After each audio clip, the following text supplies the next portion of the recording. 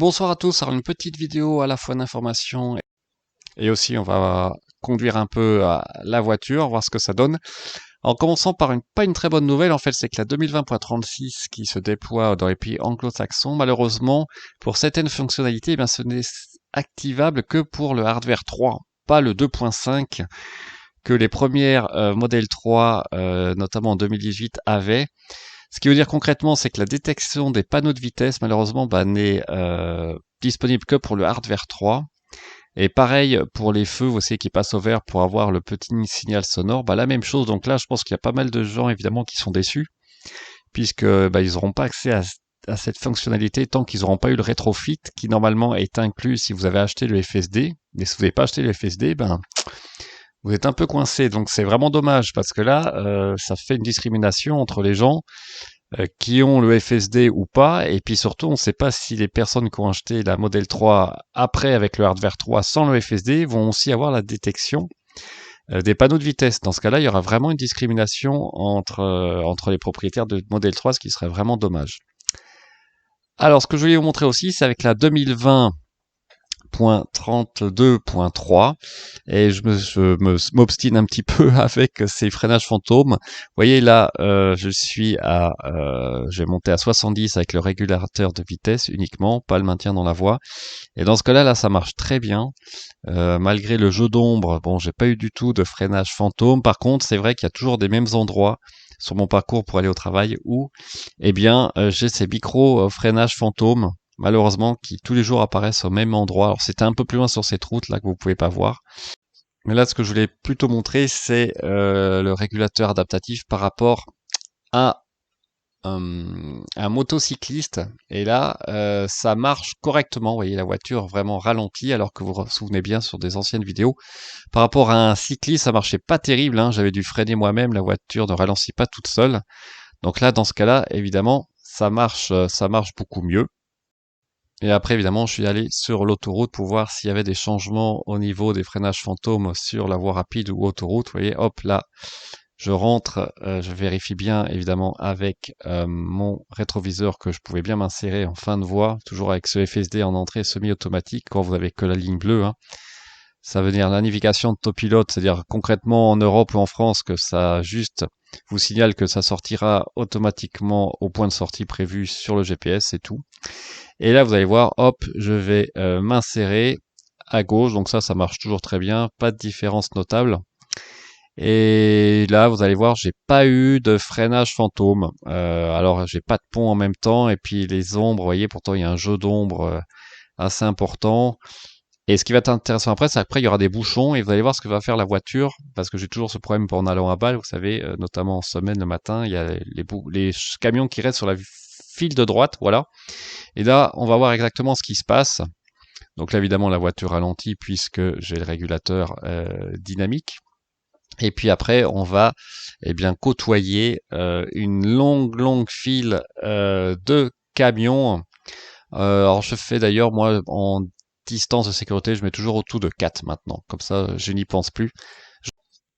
Et vous allez voir après ce qui se passe une fois qu'on aura quitté ce petit bouchon. Vous voyez la basse vitesse, ça marche bien, mais j'ai pas l'ombre du camion qui se met sur la voie de gauche. Mais là, en tout cas, j'ai pas eu de problème. Pourtant, on passe assez près.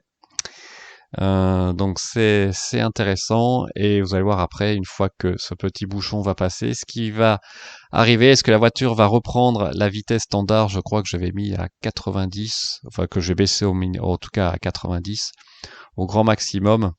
Là, c'est intéressant. On va voir comment la voiture se comporte. Ouais, c'est ce que vous voyez ici. Ma limite de vitesse est supérieure à 60. En fait, la voiture, voilà, elle maintient cette vitesse. Et puis après, quand on va s'éloigner progressivement des camions, la vitesse va réaugmenter progressivement jusqu'à 90, si je me souviens bien. Donc, vous voyez, il y a quand même une adaptation de la vitesse par rapport aux voitures qui sont sur la droite et qui n'avancent pas, à mon avis. Donc, c'est pas mal. Et là, pas de freinage fantôme en particulier. Donc évidemment, s'il y avait un camion très près de la voie de gauche, peut-être que j'aurais eu un freinage, mais là, ce ne sera pas vraiment un freinage fantôme. Vous voyez là, en tout cas, dans ces conditions particulières, je n'ai pas eu de souci. Puis là, après, je diminue évidemment la vitesse à 70 en attendant impatiemment qu'on ait ces détections actives des panneaux de vitesse. Ça sera vraiment super. Et donc là, on arrive tranquillement à la douane. Et d'ailleurs, je me demande ce qui va se passer dans l'entrée en agglomération. Est-ce que la voiture va reconnaître le nom des villages, vous savez, pour limiter la vitesse à 50, quand il n'y a pas le panneau 50? Ça sera aussi intéressant à voir. Puis là, vous voyez, la voiture diminue automatiquement et elle met même la vitesse jusqu'à 10. Donc, je pourrais diminuer même jusqu'à 10 km/h ma vitesse au limiteur, au régulateur. Donc, c'est vraiment pas mal. Alors ensuite, vous voyez, par contre, sur le retour, dans cette situation-là, dans les tunnels en sortie de balle, j'ai quand même aussi des freinages fantômes qu'on n'a pas vu. Là, c'est juste avant, quand il y a une partie un peu plus éclairée. Donc il y a à la fois là, je pense, le dénivelé entre guillemets qui peut jouer, la couleur du bitume, j'ai l'impression peut-être peut jouer. Puis surtout c'est le jeu d'ombre. Moi dans le cas précis, surtout jeu d'ombre plus un pont. C'est là où c'est vraiment le plus délicat. Alors là j'étais agréablement surpris par contre parce que la voiture a freiné, vous voyez. Elle a détecté en face que les cônes ou la barrière. C'est pas moi qui ai freiné au départ, donc ça c'était un positif parce qu'avant ça ne me le faisait pas. Et ce que j'ai voulu aussi vérifier après, c'est que quelqu'un m'avait dit dans les commentaires que quand il pleut beaucoup, que les essuie-glaces se mettent en route, la voiture peut passer automatiquement en 4 roues motrices. Alors j'ai voulu vérifier. Eh bien non en fait, hein. Dans mes conditions, même avec après une pluie battante, il se passe rien, la voiture est restée en propulsion. Et je voulais montrer pour finir que j'ai pris rendez-vous pour la présentation qui vient dans la première semaine de septembre de la Lucid Air. Donc c'est plutôt une présentation sympa là sur internet.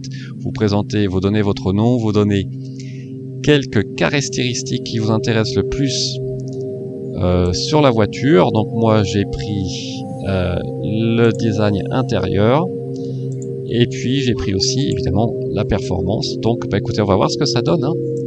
Il reste quelques jours avant la présentation. J'espère que je pourrai la suivre en direct. Ça c'est pas encore sûr. Après j'ai rentré évidemment mon adresse. Et puis écoutez, qui vivra verra, on va voir ce que ça donne. En tout cas moi je trouve ça intéressant qu'il n'y ait pas que Tesla dans le marché des voitures électriques. Il faut un peu de concurrence, il faut un peu de diversité. Voilà le 9 septembre. Et bah, écoutez, s'il y a des choses à dire d'intéressant sur cette voiture, évidemment, je ne manquerai pas de vous transmettre l'information. Sur ce, je vous souhaite une très bonne soirée et on se dit à très bientôt sur Tesla Alsace. Au revoir.